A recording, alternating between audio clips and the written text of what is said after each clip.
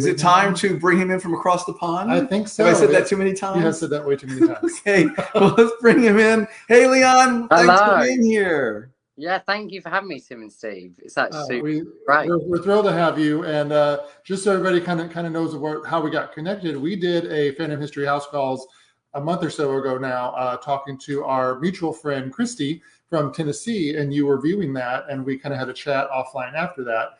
When you shared that you have a special interest in haunted historic locations and that you were writing this very cool book. So I thought a good place to start would be for you to just do like a brief introduction of who you are and how you kind of fit into our paranormal world. So my name's Leon McAnally. I'm writing a book, A Guide to Dark Attractions in the UK. So it's dark tourism related, covering over 300 different attractions. No, that's awesome. We're going to be talking about the book. Where are you located in the UK? Very central between Birmingham and London. So about just over an hour from Birmingham and about an hour and a half from London. So did I hear you right? You said there's 300 locations in this guide that you've created? Yeah, over 300 places that I've searched out. That are all linked to kind of dark tourism. So it's been quite a bit of work. I love that. And have you always had an interest in kind of like the haunted historic sites? Has that always been like a hobby of yours, an interest? I think, well, I grew up in a small town called Bury St Edmunds, and I think learning about kind of the grisly kind of Tudor period and St Edmund, that's linked to Bury St Edmunds, I think had a kind of influence on me taking an interest in history. Mm-hmm. And then it wasn't until I went to college at West Suffolk College that I first heard of the term dark tourism. And I came away searching kind of across the internet what kind of dark tourism meant, and these kind of places like Auschwitz and the catacombs of Paris and Ground Zero in America. Mm-hmm.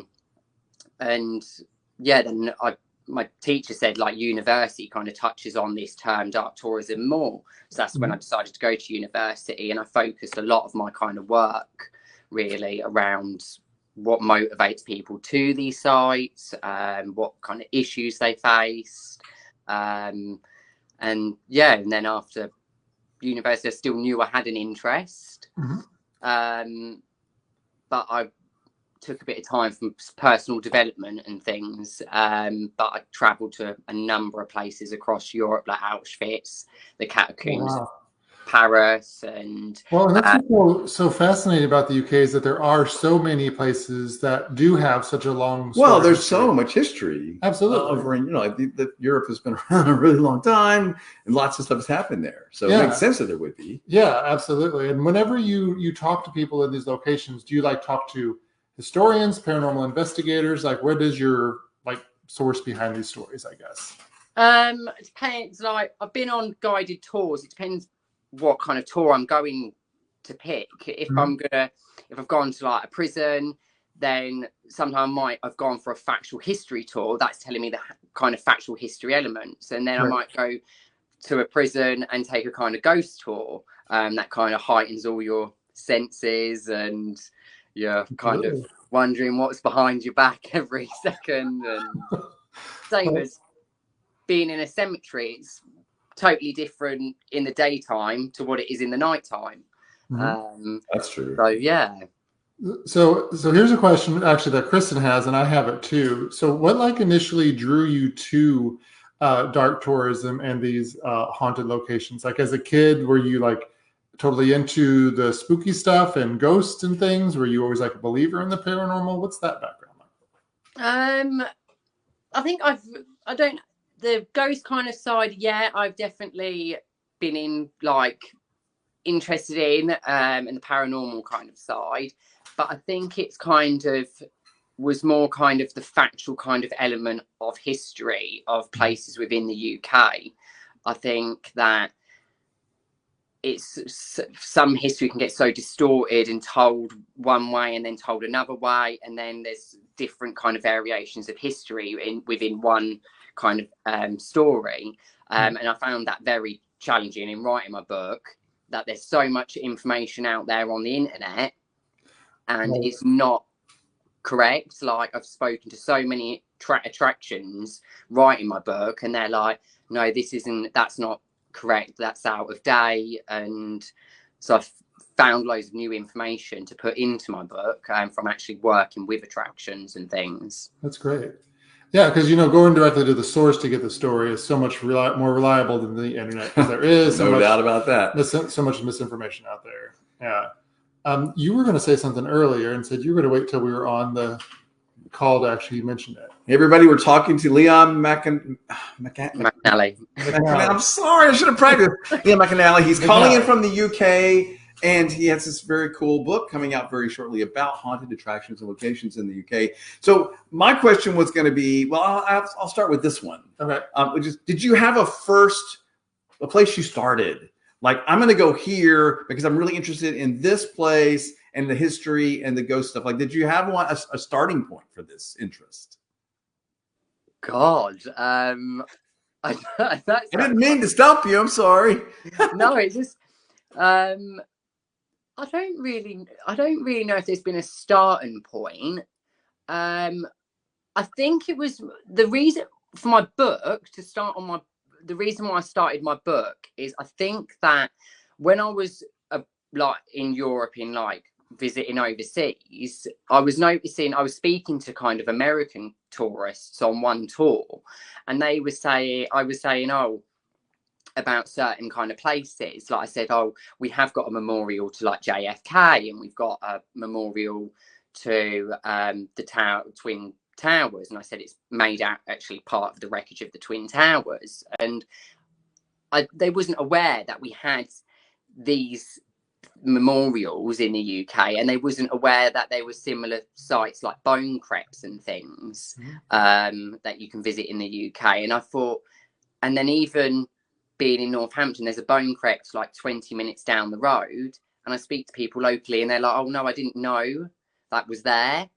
So I wanted to share these places and get them known. I have a question. So did you say bone crypt?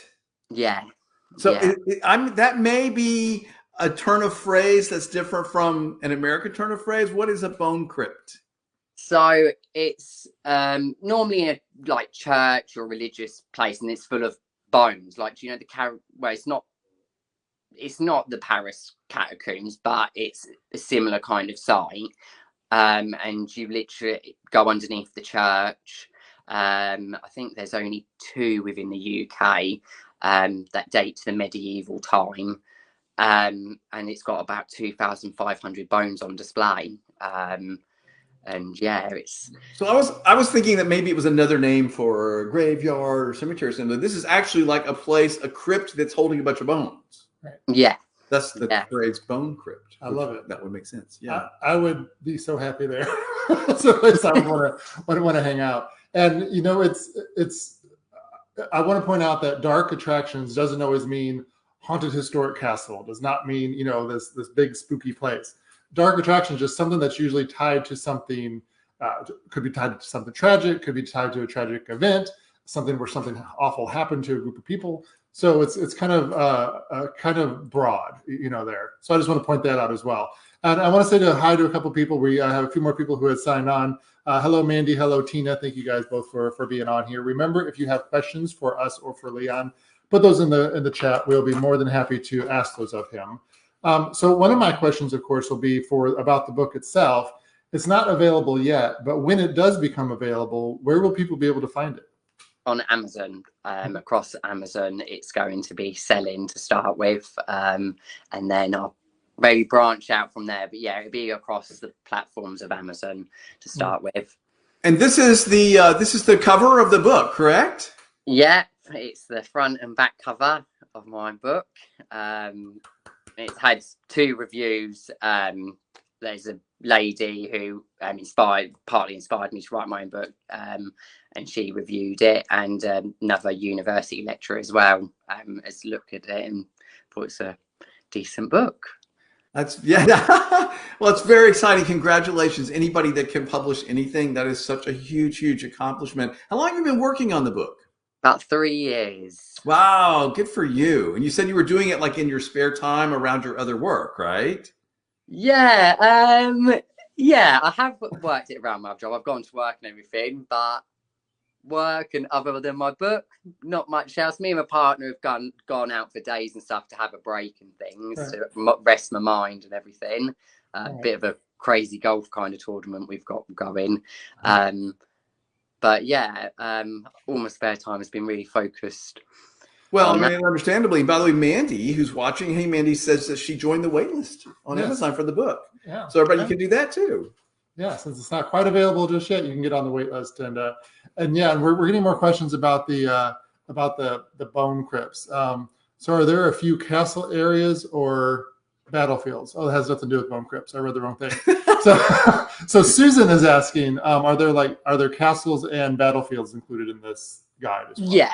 Yeah. There's a number of castles that are within my book, and there is a few battlefields as well within my book. There's a kind of bit of everything from kind of castles, to like the Tower of London, Stirling Castle, Colchester Castle, and then I'm trying to think. There's things that are linked to witchcraft history. There's graves. There's war memorials. There's coal mining memorials. War memorials. There's bunkers as well. So yeah, there's a bit of everything. I didn't want to. I think I didn't want like there is so many castles within England.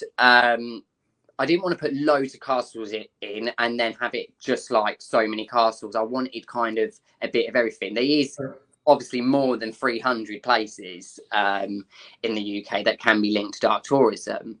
But yeah, I didn't want to just have So to. maybe that's your next book I'd is say Volume Volume 2, Haunted Castles. Yeah, there's plenty to cover. He's like, let me get this one out first before we. let him breathe for a second. Let him breathe for a second. Yeah, very cool. Yeah, it's been. I need a little bit of a rest, should we say? I've got ideas on the back burner, should we say? But yeah, it's been a lot of work because it's okay writing a book and having a cover and then having your textual pages, but it's been a lot of like, you know, my designers. I have 3 designers working on my book, and they've been fantastic. It's been a lot of work with pictures, illustrations, maps, getting all the addresses in. So it really is a full-on guide. I mean, this will help you find the place, learn about it. I love that. Now, here's a question from Kelly, a statement and a question. She says, there are so many famous dark places in England, but I bet you have favorites that are less well known. What are some of your favorite places that people might not know? So do you have like a 1 or 2 of those that are like, oh, you probably didn't know about this really cool place? Yeah, there's a couple of places. The Crypt is called, that is, I find still quite fascinating because just not many people know about it. It's called Rothwell Bone Crypt. So if people wish to search for it. And there's another place called Little Dean Jail that I've visited and find it the most bizarre and most unusual place. It's an old jail and this gentleman owns it, but he's now, you go in and he's got a collection, like the whole place is just full with artifacts linked to, I don't know if any of your viewers know, like the Cray twins, these pair of serial killers called Fred and Rosemary West, and then he actually has their belongings on display. Wow. And all I can say is it feels like is when I walked into this cell in Little Dean Jail, and it's a little tiny cell, and it was basically like I felt like it was a shrine to these serial killers, like this Fred and Rose West. Like it had newspaper clippings covering the walls. Wow. It has like in glass cabinets his tie, his work boots, some other clothing items, and then it had like a spade hanged up on the wall. and it says underneath, the spade potentially used to bury his victims because it was found, it was got from the house, like the gentleman had sourced it from the house somehow. Oh my goodness! So it was sort of, the creepiness was almost like the reverence toward them, or the soup, like I don't know. Like you said, it was like a shrine, so it was almost like a respectful shrine to these horrible people. That's what it's like. Yeah, I don't know. I don't. It's really. I don't know how. I went in the time we was there, like for 3 hours. I went back to that one cell about 3 times. I think partly it's because I'd written about it within my book as well. But I just found it so unusual. Like this gentleman, like had sourced these things and put them out on display, and and then other items to the Cray twins. I just found it really, and I still do. Like I still question it in my own mind. And I think, God, like, but yeah, you could spend hours there. Like the whole place is filled with items. The walls, there's not a bit of wall shown. There's just newspaper clippings of all different stories from, like, Amy Winehouse. Like, there's just so many. Well, it makes it very tangible and very real, you know, to have these items of the serial killers that you talked about right there, but then to have the actual documentation of who these people were. I love places like that because it makes it feel very tangible and real. We had a question from Mandy who's watching, and I don't know what this place is, but she asked if your guide includes a place called the Ram Inn. Does that sound familiar? No, it doesn't sound familiar. I'm not going to lie. Okay. Maybe she could tell me a bit more about this place. Okay. So Mandy, fill us in a little bit on more about the Ram Inn. I've never heard of that either. No, me neither. So I have a question now. Go for it. Okay. So Leon, like, I'm a huge Charles Dickens fan, right? Like I'm reading David Copperfield right now for a little light reading during the summer while I'm so busy. I just love Dickens stuff. So when I come to the UK, I want to do all the Dickens things, right? I want to see the places, whatever. So is there anything in your book that has a tie to Dickens or maybe literature in general? There is a couple of places. There is a couple of individual graves that are book writers. I'm trying to think. I want to say I have one entry. There is his name that does appear in, but I can't remember for the life of me what entry it is. It's okay. I'm totally putting you on the spot, but when I get the book, I'm going to be looking that up because that would be really interesting. So you think there's some reason he's mentioned? Yeah, I found when I was writing about a lot of the places, I'd write about one place and then another place, like they would overlap. Like, how can I say it? Like, I'd write about probably a famous executioner, and then I'd be writing about a jail, and his name would come up within the research I was doing. Like, he was famous for executing this many people at the jail, but I'd written about him earlier on in an entry. So I found it very, when I was going through my research, I found it really weird how so many places overlinked and things. So yeah. Well, don't you think it's sort of like those connections wouldn't shock me though, because it seems like in a certain world things often collide and connect. You know what I mean? So we're talking about haunted, dark history kind of stuff.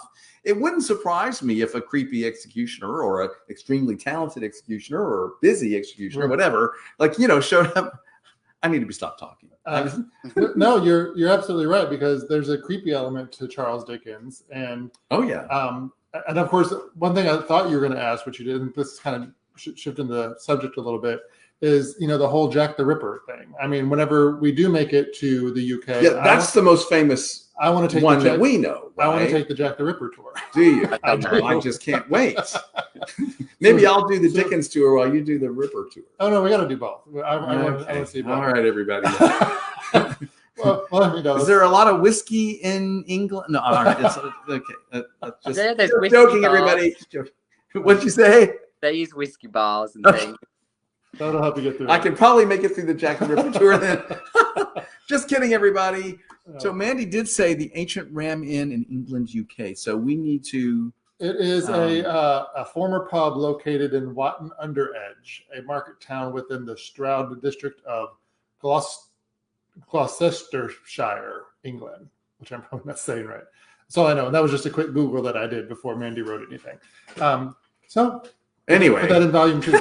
I'll take a look at that. Yeah, to check that out. It's interesting that she knows about it. Yeah. Now, have you published anything before? Or is this your first book? Yeah, my first book, and it's been as I said, it's been a big task for my first book. No doubt, it's an amazing accomplishment. I mean, you should be super proud. I'm sure you are. All right, so let me ask this question: what does your mom think about the book? Sadly to say, my mum passed away. Oh, I'm sorry. I didn't ask that question. It's all right. You're not meant to know. It's all right. It's fine. Well, any relatives, perhaps? I just thought it would be interesting what your family thought. If they thought this was, they know you and they think you're already interested in this, or are they like, we're a little worried about the Leon? You know? Yeah, no, they found it quite interesting. Yeah, a lot of people found it interesting. Like my partner's family found it very interesting and wanted to know about like what is dark tourism, because I don't think it's really well known about. Yeah, a lot of people have taken an interest in it, and friends and family, and have been very supportive of me doing this kind of stuff. I expected them to be. I was just being a little bit. Well, you know, it's like whenever I talk to my family about, you know, me being into spooky stuff and having this themed bed and breakfast, they look at me like, okay, what's wrong with you? You're not like the rest of us, but it's okay. You know, we support you and we hope it works. So I completely get that for sure. I'm not going to lie. I've got some pictures up in our living room of some mummies on display and stuff and whatnot. Probably a bit unusual. People may come in and think, what is up with him? Because me and my partner went recently to Sicily. And I think it was actually it's in Italy. I think that was the most probably maybe darkest tourism place within Europe, out like that's different to kind of England. And it's literally got full on mummified remains all hanging up within their clothes, and their coffins are to the side, and there's like a glass panel that's on the side of the coffin. You can see the purse, like the human remains laying in it. And I just was like, God, this is really, like, you can see the hair on them. And I was like, God, like, you don't want to look, but you can't help but looking, because you're like, I think it's like, God, you're never going to see anything like this again. Right. Well, we all have a morbid curiosity. Well, most of us have a morbid curiosity, not him. But most of us have a morbid curiosity, I think. And like I told you before we went live, you know, the closest I've been to UK is Ireland, which I know is not UK, at least not part of it. Same kind of thing. I would go into these old cathedrals, and you could you don't smell death, but there's like this, you know what's under your feet. You know, you know what's nearby, and there's this curiosity. And you would see these ancient what are they not called, coffins, but whatever they're I'm blanking. Wait, what? They're not called coffins. What are they called? Sarcophagi. You would see these, and you're like, "Holy cow! This thing has been here for." That's the plural of sarcophagus. Sarcophagus. Yes. Wow, yeah, I'm impressed. It's like look at you coming out with the big words. I was an English major. Come on. I mean, not that I'm shocked, but that's something you're right. I'm sorry, I interrupted you. But waxing poetic about sarcophagi. But what's so cool is when you're in these places, again, it goes back to that tangible historic connection, I think, and that morbid curiosity that goes along with it. So I think, saying all that, this guide that you put together, I think is going to be crazy popular because so many people have an interest in this. And I'm sure you know that as well. Yeah, I think, it's actually going to be the first guidebook to cover the whole of the UK. There's odd guidebooks that do cover different areas of the UK, but it will be the first one to cover the whole of the UK. And there's loads of different things in there. There's really, I've within the book, you've got my entry pages, and then I've put some kind of special feature kind of places within my book. Well, I don't want to say too much about them, but I think No they're spoilers. standout places. Okay, so you sort of casually mentioned that you and your partner went to this creepy crypt place in Sicily together. So I don't want to. I mean, since I am sort of learning to enjoy this with Steve, is your partner sort of the same thing? You're like dragging him along, or is he into it as well? Or if that's too personal, you don't have to answer. No, he does find it really interesting. Well, he says he does. Yeah, he does find it really interesting, but he does find it weird at the same time. Like, because I think he wasn't aware of kind of all these kind of places. Like, we go to these places, and he's like, God, I never would have come across this kind of thing. And like, he said like that Sicily place was the darkest place he's been to, like, and he couldn't believe like looking at it, and he said, yeah, it just was weird and strange, but he finds him interesting, and he go around reading the boards and stuff, reading up on the history while we're there. So that's cool. All right, well, thanks for answering that. I was just because I end up wandering around a lot of cemeteries. Yeah, and I'm like Googling and learning more about them and the history. So, it is good when you have two people, kind of researching it together. And, there's been a couple of questions in the chat asking about, how to get on the wait list. So I'm actually going to put the link in the chat right now on Facebook. I'll add it to the YouTube one as well. So you can actually click on that page and go to a Guide to Dark Attractions in the UK page, and you'll see that there is an actual waitlist button there. So feel free to take a look at that page through the link that I just posted. It took me a minute to find it, but I had it bookmarked in my no, thank you. Yeah, people can sign up to it, and it's kind of like a newsletter. And I'll be releasing a newsletter each month, and on the day it releases, a newsletter will go out. There's a couple to go out before it's released. If there's any issues, there's a contact page that people can get me on if they're finding it trouble to signing up. But just so you mentioned about cemeteries, we have got some very unusual cemeteries, I think, in the UK. Oh, give us an example. Give us one example. Yeah, just a little nugget. Just a little nugget. And what makes it unusual? There's loads of quite a few I've written about. You've got these magnificent 7 cemeteries that were set up just outside, what was the outskirts of London in 1830s, I want to say. They were basically set up because of the churchyards being overrun with burials, so they had to set up these other cemeteries, and obviously people start getting buried there. And then I think over time a lot of these cemeteries they've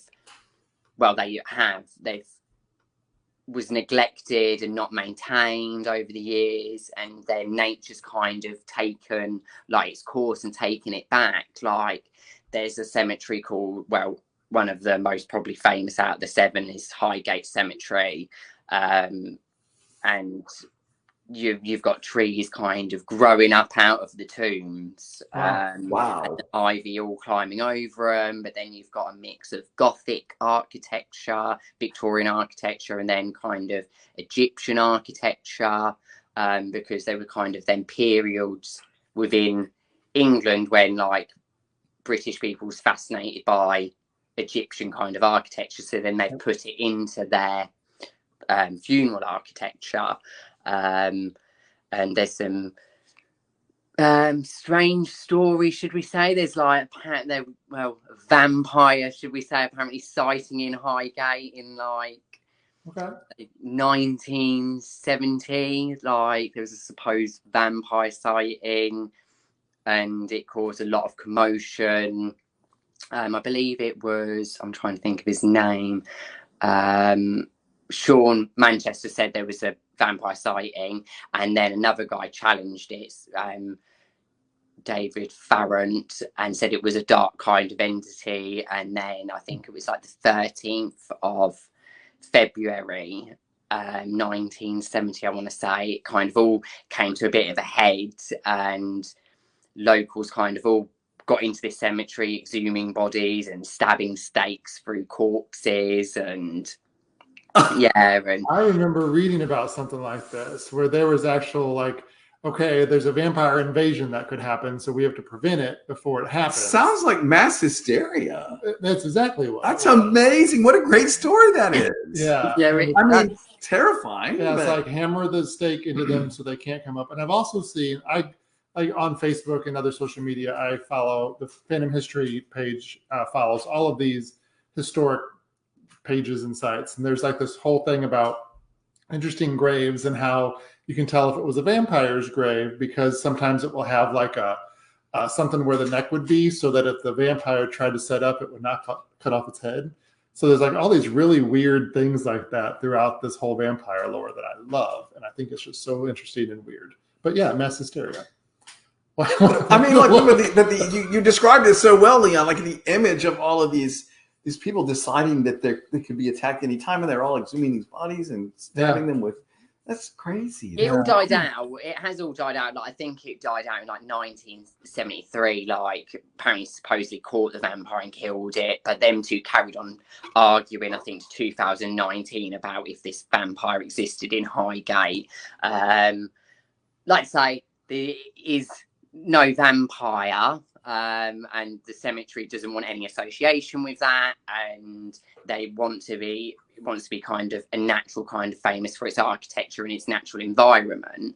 But I think it's that story that has intrigued people as well to visit, and kept kind of interest. It could be that Highgate is maybe one of the famouser ones out of the 7 cemeteries because of that story. But yeah. Well, here's and kind of shifting the subject a little bit before we start wrapping up. Another question we have from Kristen, who's watching it. It's going to be 2 questions for you because I'm curious about something else. She asks if you have read any B.A. Paris. She is a local author to you. I don't know that name. And my follow-up question to that is are you a reader, and what kind of books do you read, and do you have a favorite author? Myself, I haven't heard of that author, by the way, so I do apologise. But my kind of books that I do read is the lady who inspired me, J.F. Penn, is her author name that she goes by, and she's a self-publishing author, and yeah, it's a very takes you on a bit of a roller coaster adventure, and I think she's a very good creative author, and her books can be found on Amazon herself, and she helped me basically start writing on direction of getting my book edited and different kind of aspects really, and helped on marketing aspects, and she's a really big kind of inspiration. I think it's nice to have an author. You get so many authors. I think, no disrespect to author community, I think like they write a book, they may do well, and that's it. They're on their kind of own kind of path. But with her name is Jonah actually, and she goes by J.F. Penn. She's very supportive of people who are starting their journey. She's not just written her own book, she's written a number of books that support people as well in different aspects of writing, creatively, marketing, loads of different books, and she's there really if people want to drop her messages. I love that, and somebody who has success and then wants to help others have success says a lot about that person, I think. So I love that. And and I googled B.A. Paris, and it looks like there's a lot of like crime fiction thriller stuff that looks like that, which knowing Kristen, I'm happy to see that she's reading those kinds of books, because Kristen stayed here at the B&B with us, I don't know, a few months ago now, and has got hooked on reading books. The crime thriller. Yeah, the crime thrillers. Yeah, very cool. I do too. Any other questions before we start wrapping up? I guess not. Again, remind us where we can find the book or order the book, either one. Yeah, you can find the book on Amazon, and you can order it on Amazon as well on the 24th of July this month. So, and you'll find a number of kind of places. There is some as well, some grossly visual kind of places as well that you can visit as well. Like this one called Hunterian Museum in London. And it's a scientific museum, but from a visual point of view, that's where it's dark tourism, because you're looking at kind of a severed hand cut off and put in a jar for scientific purposes. You've got maybe miniature babies in jars, and it's very gruesome and macabre and things. But that's how it was back in the day. That's how science kind of was, and how they kind of did things back in the day for medical purposes, was to look at these kind of infections and things and whatnot. And it is a bit gruesome visually. Yeah, it's all about preservation and then being able to study it afterwards, which is gross, but that's all they were able to do. And of course, everybody watching, the book is called A Guide to Dark Attractions in the UK. And of course, A Guide to Dark Attractions in the UK also has some social media pages. Phantom History follows them, so feel free to look through our contact or our friends group or whatever it's called, and add through there and keep up to date with everything that's going on. You'll find lots of really cool information. And remember, you can also join the wait list through the website that we posted in the chat. Remember, when you sign up to be on the wait list, you'll get an email back that confirms your email. So make sure you click that so you stay on the mailing list. So there is an extra step to do that. So Leon, as we're closing up, what would you like to leave us with? What was the last thing you'd like to tell people, remind them, or anything you want to say? This is your chance. I'd like people to buy my book to explore a different aspect of the UK and learn about some unusual kind of aspects that are not so well known, really, and learn about kind of our history a bit more.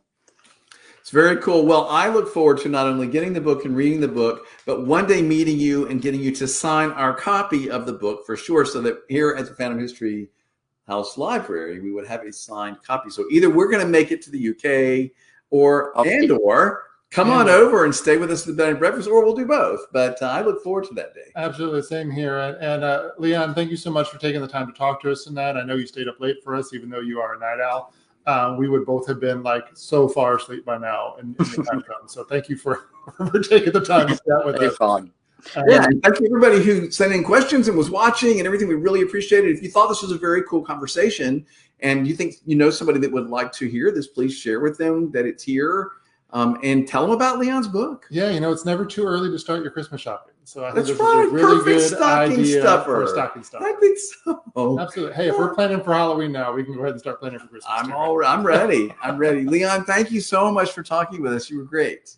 Yeah, no, thank you for having me. Yeah, and I'd like to say it's a bit of a special kind of gift for any kind of thing. It's for the summer to explore the UK, for Halloween to sit and cozy up by a fire and read, or a gift for somebody at Christmas as well. So, but yeah, thank you for having me. It's been really great, nice discussion.